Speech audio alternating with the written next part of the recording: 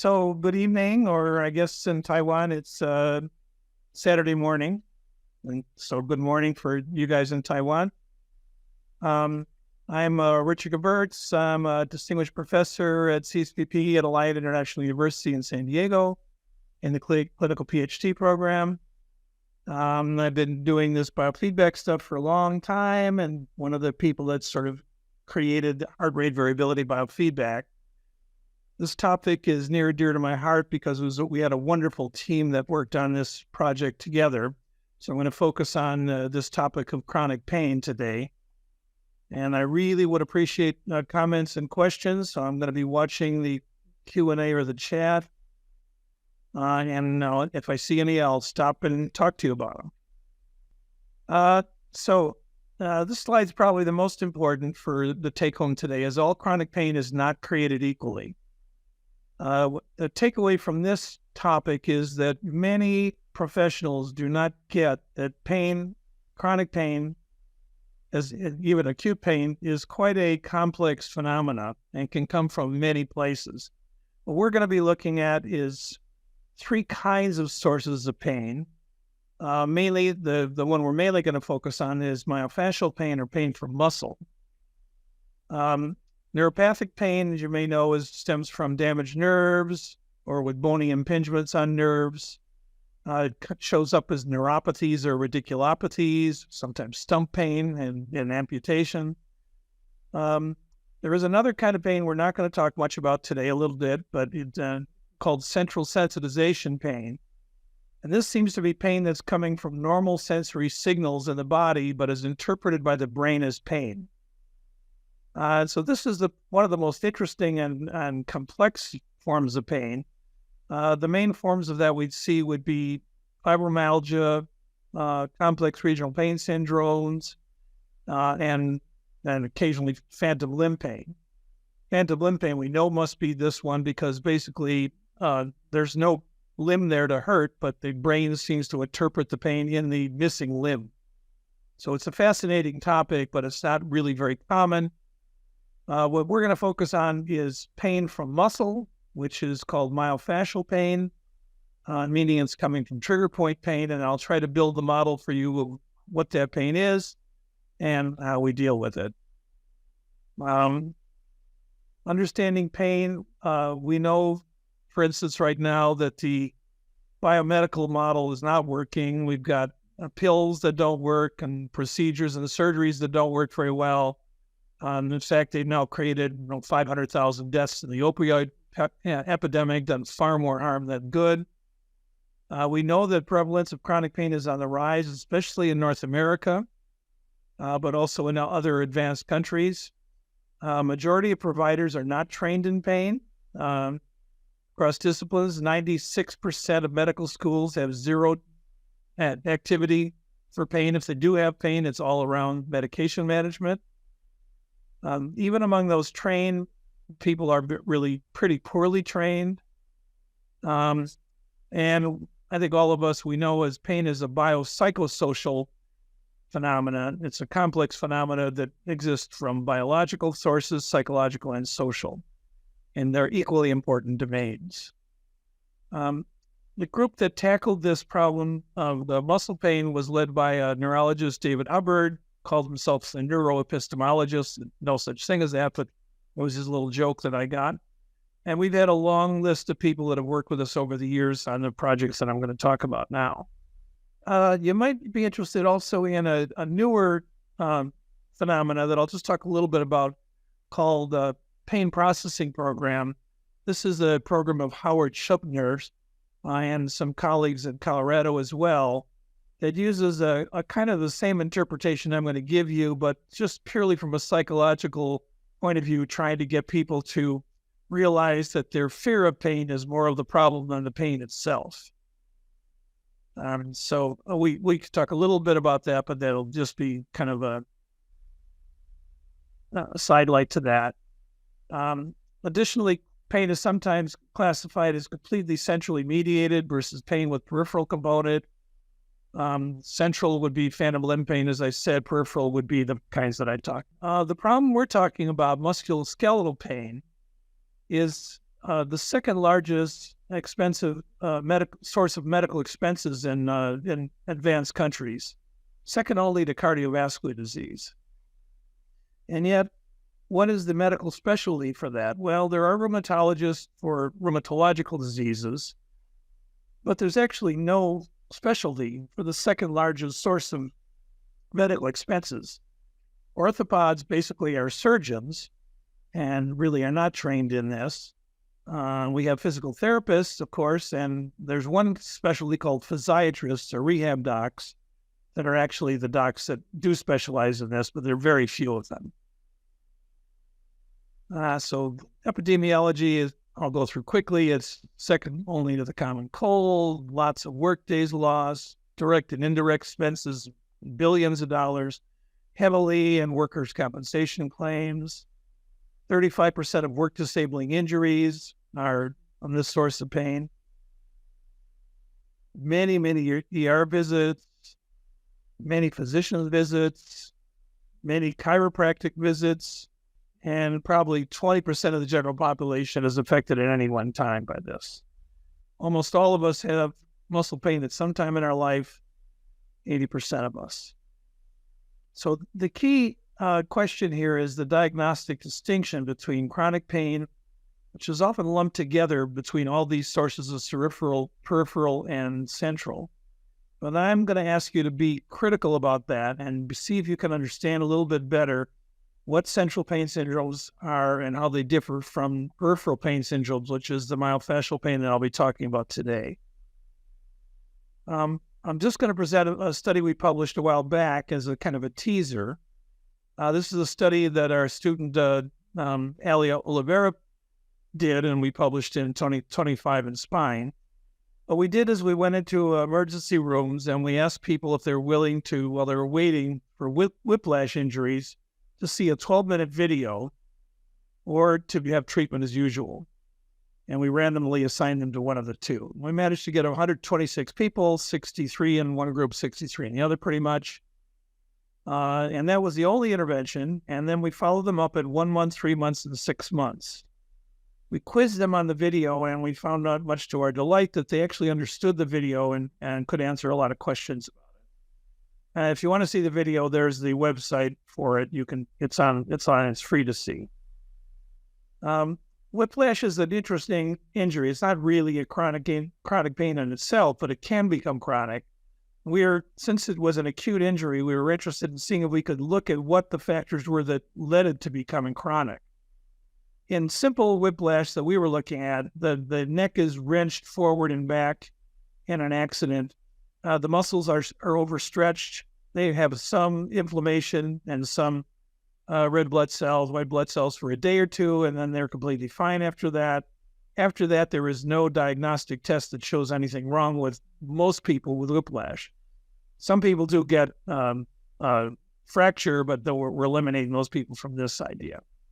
So that's the whole study, was just 12 minutes. And here's what happened.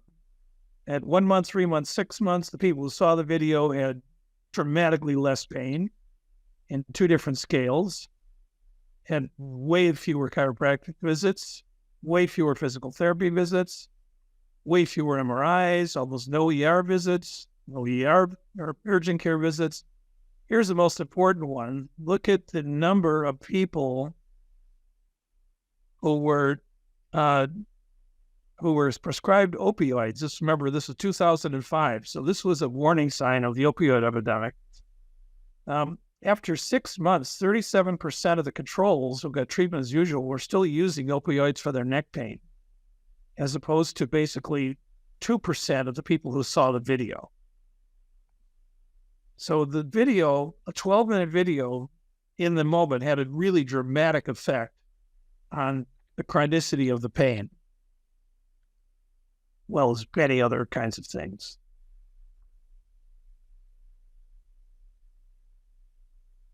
So here's a clue for why that video might have worked. People who attributed their pain to muscle tension, that's the word we use, got better. People who attributed to either fractures or nerve or something else did not get better. So the way in which their brains processed the pain made a giant difference in how chronic that pain went on to be. And that's the core of this talk of why that worked. So what is the mechanism for this peripheral pain? Most psychologists, psychiatrists, even physical therapists often think that this kind of pain is central in nature. They confuse it with fibromyalgia, but I think I'll show you that this is not generally a centrally mediated pain. This coming from the periphery. And we know that the evidence for it being central is actually pretty sparse, but most just people lump together chronic pain and figure it's all the same thing. The most naive theory is that pain's coming from muscle fatigue. That is, patients with these problems, like tension headache or shoulder pain, neck pain, low back pain, arm pain, basically are just tensing their muscles involuntarily, and the muscles are getting fatigued. That seems like an idea, but it actually turns out to have zero evidence for it. There's no byproducts in these muscles. The muscles are not looking like they're fatigued. Biopsies show the muscles to be completely normal. So if you go to the physical therapist for muscle pain and they start acting as if it's overuse of the muscle, they're barking up the wrong tree. We've been working hard to try and educate physical therapists on this, actually. The source of the pain, we think the evidence points to, is something called trigger points. Typically, we're talking about cervical strain, lumbar strain, repetitive strain injury, tension headache, TMD, temporal mandibular disorder. These are all now referred to myofascial pain syndromes stemming from trigger points. Typically, the misdiagnoses are ruptured or bulged discs. We all have bulged discs if we're over 35. Pinched nerve is actually really not a real diagnosis. It's just an idea that the nerve somehow is pinched. Carpal tunnel syndrome is a real phenomenon, but it only exists in people who really do work with vibrating tools and have an actual closure of the ulnar nerve. And the people that you see in supermarkets with the braces on their hands really don't have carpal tunnel. They have myofascial pain. Inflammatory pains are misdiagnoses. They usually are pretty treatable with anti-inflammatories, ice, and rest. Bursitis is another inflammatory disease that does exist, but it's pretty rare, and actually also responds usually to anti-inflammatories and other kinds of things. There's a, not popular anymore, but there's one called thoracic outlet syndrome that postulated that the upper rib of the rib cage was putting pressure on a nerve and needed to be cut out surgically. Luckily, insurance companies stopped that from happening, but for a while that was a popular diagnosis. And then on the other hand, people who don't get it also think this is just an atypical form of depression. So they just redefine the pain as a kind of depression, and these are all head cases that they don't want to deal with. Also, a misdiagnosis is fibromyalgia, which is a real thing, and it's a whole other talk. Fibromyalgia is a central sensitization phenomena. It's important to know about, and we'll do a little bit talking about it, but not much today because we're talking about focusing on myofascial pain. So posture theories and fatigue theories, as I already debunked, really don't have any evidence at all. People with the best posture have the same amount of pain as people with the worst posture. Good to have good posture. It's good for other reasons, but doesn't really manage for the pain. There's no evidence of inflammation in these muscles. There's no evidence of microlesions in these muscles. There's no evidence of subtle metabolic abnormality in these muscles. However, these muscles do have something called trigger points. So trigger points were kind of discovered by an MD named Janet Travell. Janet Travell was John F. Kennedy's back doctor. She was a physiatrist. That is a rehab doctor who really did understand muscle as well as anybody does. But she was a beautiful descriptive scientist. She walked around with a clipboard and these little pain drawings like this and found wherever people were hurting that she found little spots that she could push on that would create the pain and radiate the pain to some characteristic site like you can see in those pictures. And she called those trigger points. And she mapped them in 2 different editions of a manual, which is incredibly valuable manual to have, and I'd highly recommend you look for it.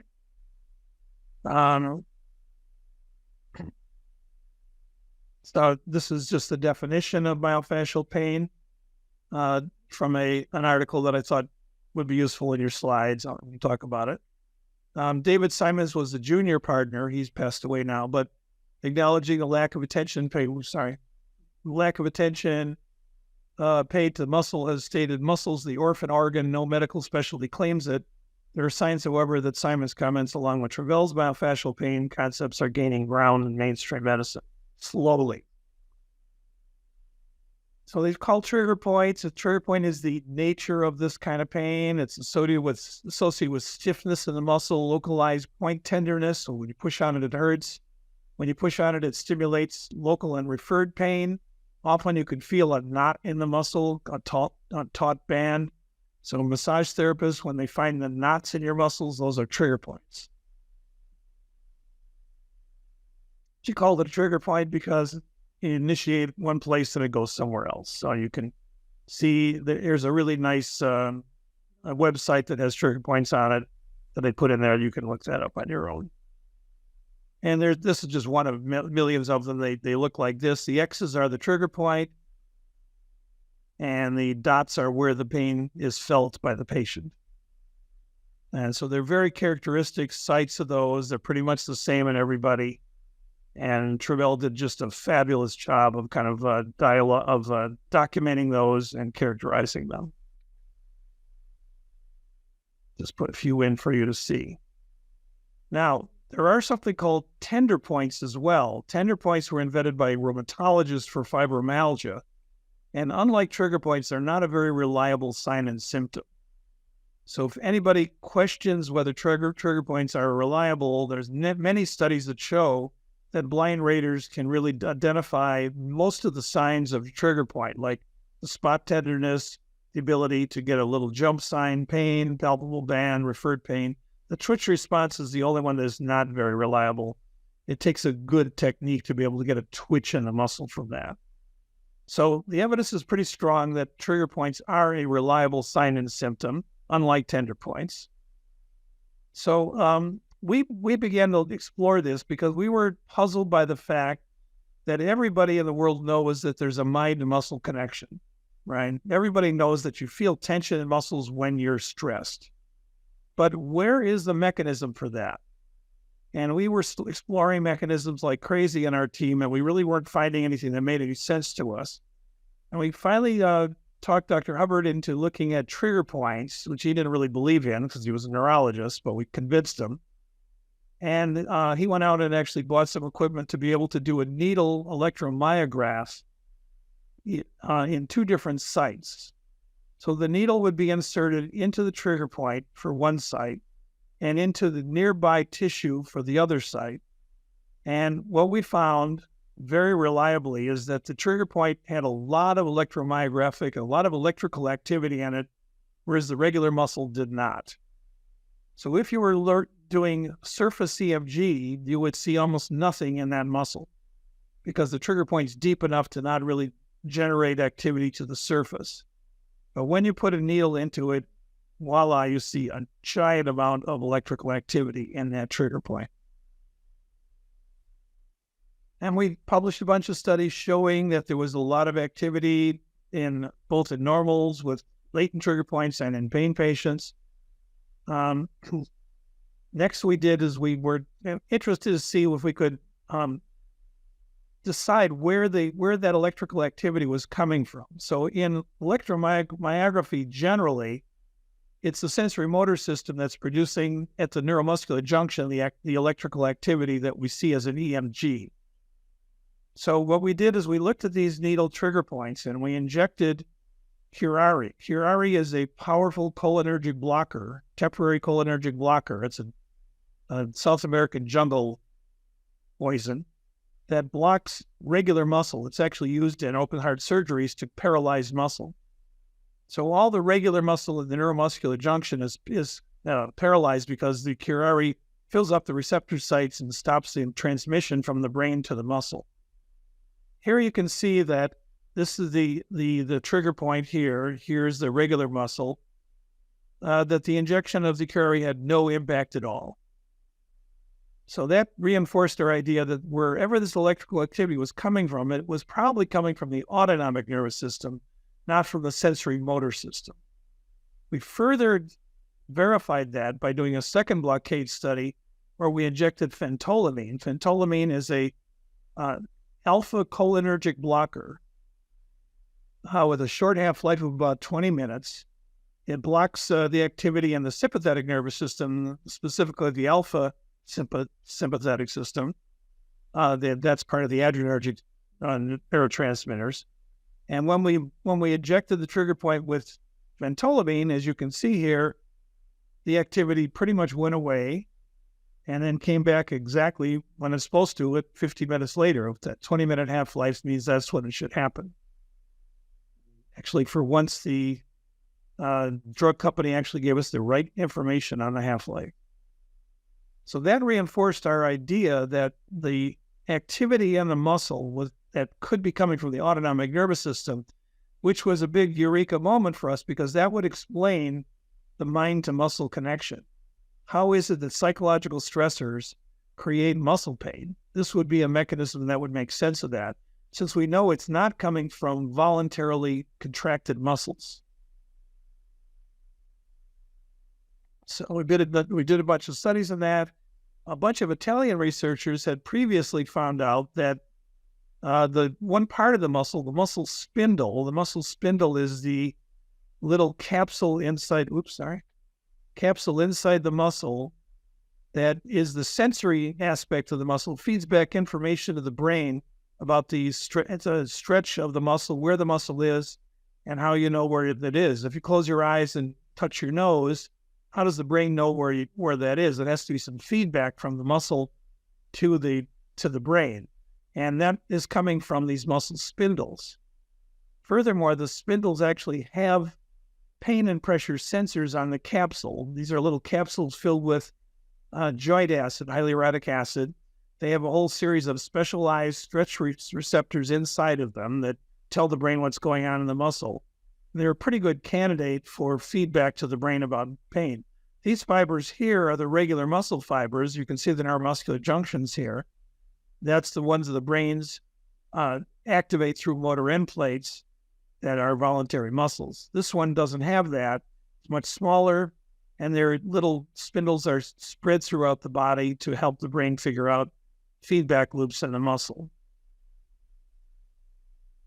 That's a picture of a actual spindle that we got from a needless surgery. We couldn't convince the patient to not have it. She thought she had thoracic syndrome, outlet syndrome. Surgeon agreed. We dyed the trigger point. Here you can see that's the fascia around it. These are the regular extrafusal muscle fibers. Those are regular muscle fibers. These are the intrafusal fibers. And within the spindle, that's a cross section of the muscle spindle. And that's exactly where her pain was coming from. The diagram we use for the patients is this one, a simplified one where we sort of say that spindles are sympathetically preparing for motor action. And we use this kind of a cartoon saying that sympathetic tension, that is tension from psychological, emotional stress, activates the fibers inside the trigger point. The trigger point then actually expands because there's more acid produced. The expansion on the capsule wall feeds back tension and pain to the brain. That feeds back about to more tension to the muscle, and around it goes as a vicious cycle. And that's our basic model of where these muscle pain is coming from. Let me show you a quick video that shows you how stress affects the trigger point. Okay, so she's got two needles in, one in the trigger point, one in the tender muscle. On the left side, what you're going to see is the electromyographic activity from the trigger point. On the right side is in a regular non-tender muscle. Okay, this is what we found in hundreds of people. If we could get the needle near the trigger point, there was a lot of activity in the trigger point. Now this patient was trained in a relaxation technique by Sonia, the author of this study. And she's going to listen to some instructions that are sort of hypnotic instructions for relaxing. And you'll see when she does that, that right on the document. Very quickly, the activity of the trigger point goes away.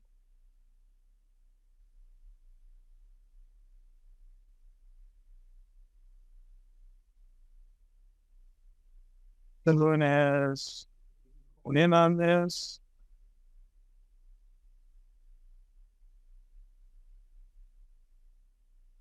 You'll see that very quickly, the activity of the trigger point, once she was relaxed, went away.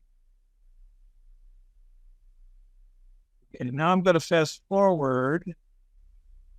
Okay, so you're going to see a little bit of activity creep in when she's stressed about having to cough. And then she coughs.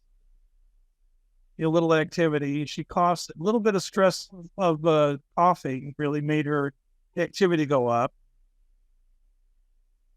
And then once she coughs, you'll see a lot of activity, and then she returns to normal again.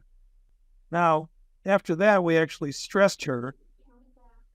900 to 257 as fast as you can, trusting your ability to nap and that wasn't okay.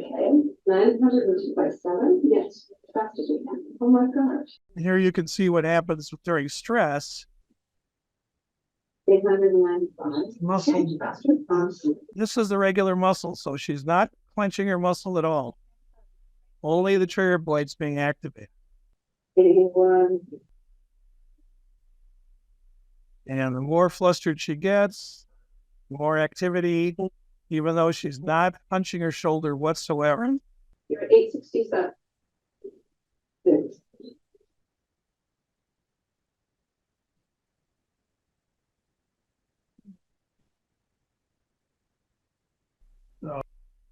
Okay, so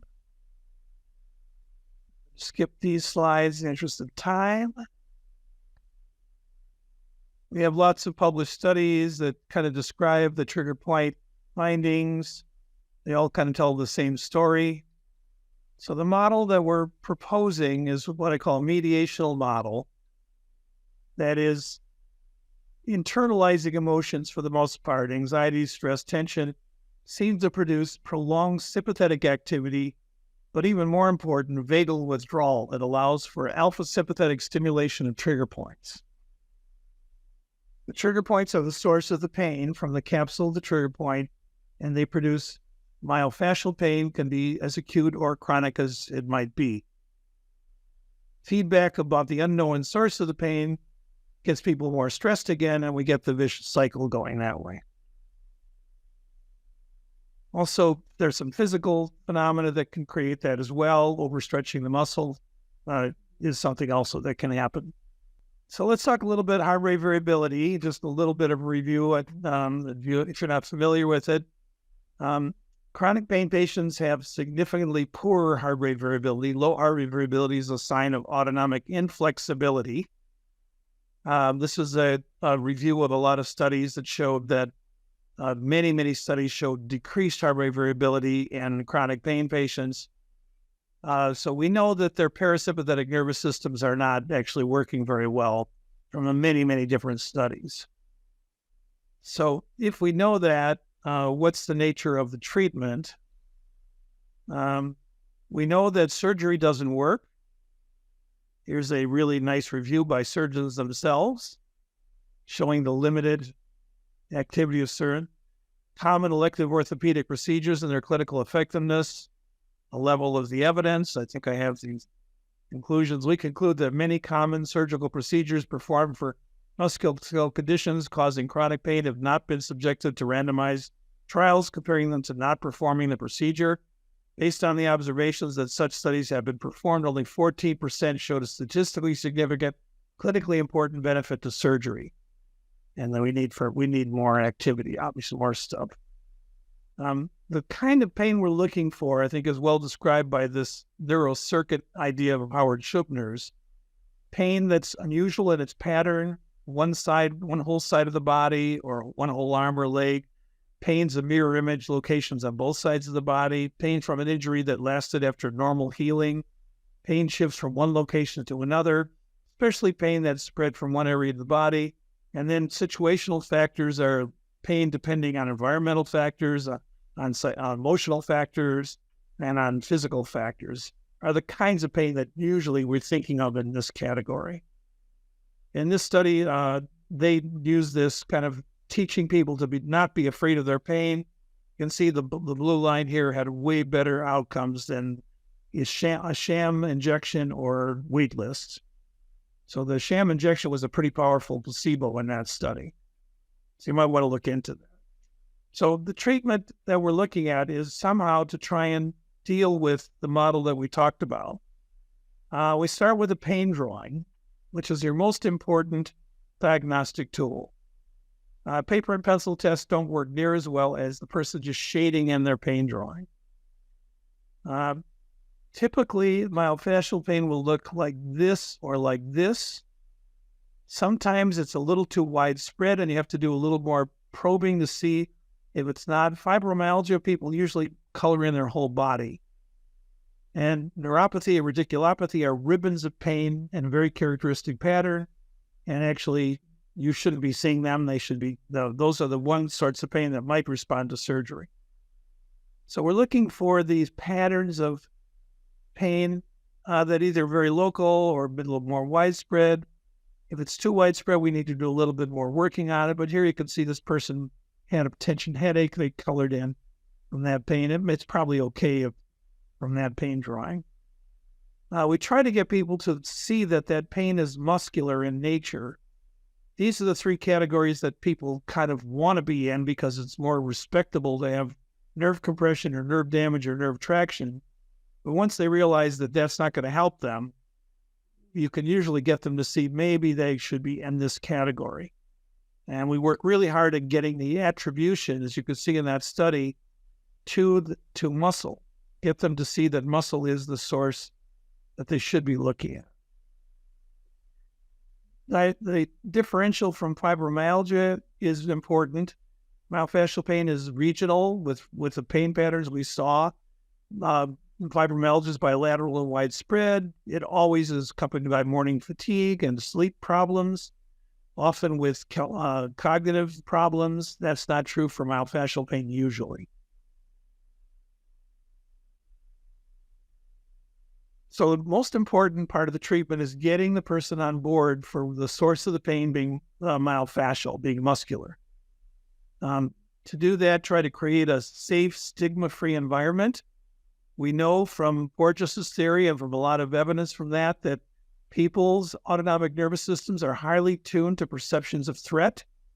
And if they see the threat being that you think they're crazy or insane or mentally ill, or that they're faking for some purpose, or if it's just a very unfriendly environment, that is an unfriendly state. We know what happens physically when that happens. The autonomic nervous system goes into a defensive stance. The vagus cuts out, and there's more sympathetic activity. That process is called neuroception in Porges' theory. So create a theory, create an atmosphere of safety, the neuroception of safety. There's a lot of ways of doing that. Most of you are good clinicians. You probably are really good at that already. However, you can see the medical offices often are not very good at that. Use whatever techniques. So we show them that video, we show them the grid, articles, whatever you can to kind of get that person on board with the source of pain being the trigger points in their muscles. We recommend that they have some physical management of the pain. It could be self-management with a tennis ball or a lacrosse ball, or they could go to an acupressure or acupuncture. They could go to a massage therapist or a dry needling person. If you guys are in Taiwan, a lot of people do acupuncture. A lot of the acupuncturists actually do Shi acupuncture, where they put the needles into the trigger point, that's what I would be looking for. That's going to be much more effective than just general acupuncture, which is also useful. So some way or other, you've got to kind of squeeze the pressure out of those trigger points to get temporary relief. But then the next trick is the one we have from the biofeedback, which is to try and get vagal tone adequate to be able to block sympathetic input into the trigger point.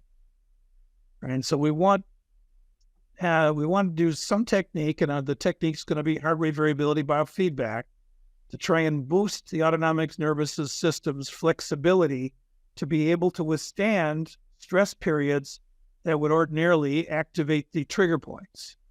Then when the practitioner releases the trigger point, it stays released. We also do use surface EMG on the facial muscles, because these muscles on the face, these circular muscles around the lips and the eyes, have no function except for emotional expression. And they have strong mediation from the autonomic nervous system. So when people really relax their faces, they do much more than relax muscles. They actually have a pretty big input to the brain to relax. Most females that have had a facial will testify to that a really good facial really knocks you out. It's very relaxing. And so getting people to really learn to relax those facial muscles with first surface EMG is a tool that we do use. This concept of accentuated antagonism is one that shows that that vagal tone predominates over sympathetic tone. But when there's vagal withdrawal, you can get abrupt reduction of that. So you wanted this concept of keeping the vagus in balance to the sympathetic is really important in our doings. Sorry, we hooked people up to a beat by beat heart rate and respiration, and we teach them to breathe at a resonance frequency, a frequency that fits their own body rhythms specifically. When they do that, they get a pattern like this to start with, and then that pattern turns into a pattern like this. And you can see the very big peaks and valleys in the heart rate. This person's heart rate's going from 63 beats a minute to 82 beats a minute in each breath cycle. When you do that, you're bombarding the brain through the vagal afferents with very positive input into anti-anxiety, antidepressive parts of the brain. You're strengthening the baroreflex so that the reflex of managing your blood pressure is strengthened. You're lowering anxiety, and you're increasing the ability of the flexibility of the autonomic nervous system to be able to block sympathetic input to different organs in the body. And in this case, the organ we care about is the trigger point. And so we know that over time with training, if somebody practices 10 to 20 minutes a day doing this resonance breathing like this, that over the course of 3 or 4 weeks, they will modify not only the reflexes in their cardiovascular system to have stronger autonomic reflexes, but also the network in the brain from the amygdala to the left prefrontal cortex. And that's a powerful way of being able to modulate physical problems as well as psychological. We know that HRV biofeedback increases baroreflex, balance in the ANS, activity centers of the brain, also increases psychologically self-efficacy.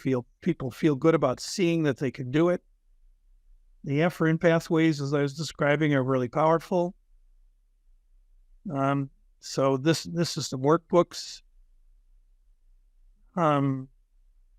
So that's the training that we focused on careful breathing retraining and then resonance frequency biofeedback. Now, where does psychological therapies come in here? Well, they do play a role, because if you have dysfunctional cognitions or in fusion, that's going to produce vagal withdrawal. And vagal withdrawal then will allow sympathetic input to the trigger points, more of an access to them to cause the pain. So if you can combine the biofeedback with therapy techniques that are empirically based, like cognitive behavioral therapy or acceptance commitment therapy, we know that's a powerful combination to help people with chronic pain. They actually work a little bit by themselves, but they're way more powerful when you do it combined with the biofeedback. Now, I think we have pretty good evidence for that. It would be kind of the cognitive therapy model of that. And if you can do that, you can get good results with that. We have a couple of controlled studies showing that combinations of biofeedback and myofascial release are better than either of them separately or treatment as usual. It's a study with a fairly large group of back patients, pain measures. I just want to say, Dr. G, that this is fabulous research. I didn't even, I was just taken back. This is wonderful. I guess my question is, after the video that you showed us and they were testing out the EMG with the needles, and then you jump to HRV, how did you guys figure out that breathing and heart rate were the key to actually releasing it to help them relax? Or how did you make, what's that connection there? Well, good question. We first were working on other, on gastroenterological problems with HRV biofeedback, where everybody kind of knows the gut is mediated by the parasympathetic nervous system. But we were seeing very good results over time, including one of Aime's former students who showed really good results over time on changing the autonomic nervous system with the HRV biofeedback. And once we discovered that model of the trigger point, we thought, well, what would be a way of, since we knew there was alpha sympathetic activity going in, and we knew the principles of accentuated antagonism were there, we reasoned that maybe the biofeedback combined with releasing that trigger point would be more powerful. And once we started doing that, we saw that it was way more powerful. So typically people either do the releases themselves or they go to a chiropractor or a massage therapist or acupuncturist. But while they're doing that, they do the breathing that they practiced. And if they do the combination of the two, they get really dramatic, long-lasting relief. So in my mind, doctors tend to offer surgery and medications and things like that before even offering something as simple as learning how to breathe correctly. Yeah. And it's free. You have videos on YouTube that show you how to diaphragmatically breathe. I get that it's, what's it called? We're not going to get into politics, but I feel like this is something so simple. So I've been to the doctor and I've had back issues and none of my recommendations say breathing. So what is your idea of getting this out there to show people that this is, curative almost? I'm not going to say it in Well, yeah, really, actually what happens now because of the opioid, because two things. One is insurance companies have really cut down surgical interventions for pain because they don't work and they cost a fortune. The opioid epidemic has made almost all doctors freaked out giving people pain meds for more than a little while, and plus they don't work for chronic pain. So what they do is they send them to physical therapy or occupational therapy. So what we've targeted is trying to train the physical therapists who are doing the releases to also just incorporate some breathing into that technique. Now, it's very slow to catch on, but that's probably where we're going to get the most leverage. And in the meantime, we're trying our best. There are many centers, top-notch centers, Cleveland Clinic, Mayo Clinic, University of Arizona, that have gotten this message already in their academic centers. So those docs know. But the average MD doesn't get this. And so we're trying to get the word out, but it's not easy. Yes, I can imagine. Well, see a question here. Yeah, go ahead. Although not mentioning too much in today's topic, could you please tell us more about how heart rate variability training could be helpful for a migraine patient? Okay, good question. It's a very different topic, Lee. Migraine, as you know, is a neurobiological event. It's a paroxysmal headache. It's an attack. However, what we find is that there's a really important component of respiration and autonomic nervous system in migraine as well. Now, the main focus for migraine patients is prevention, because once they have a migraine, biofeedback will only be mildly helpful. However, if they do practice HRV biofeedback on a regular basis, they usually can prevent or cut down the number of migraines. And so we encourage that. We kind of go through a whole educational process with the migraineurs. I usually do something like in fact, if you email me, I'll send you a little slide that we use with the migraineurs to try to get across the idea of how this works. My email is on the first slide. So Lee, if you want to email me, I could give you some background on migraine. It's a whole other talk in itself, but it's a really good question. We think we have reasonable success with migraine. However, with muscle pain, we have fantastic success. Whoops, more questions in the chat. Oh, I'm putting websites in there. Doctor, Okay. I can't see your first slide, and I know we don't have that with us right now. So are you able to tell me your email that you would like people to email you? Yeah, I'll put it up there. So here's my email on this slide. Everybody got it? rgeverts@alliant.edu.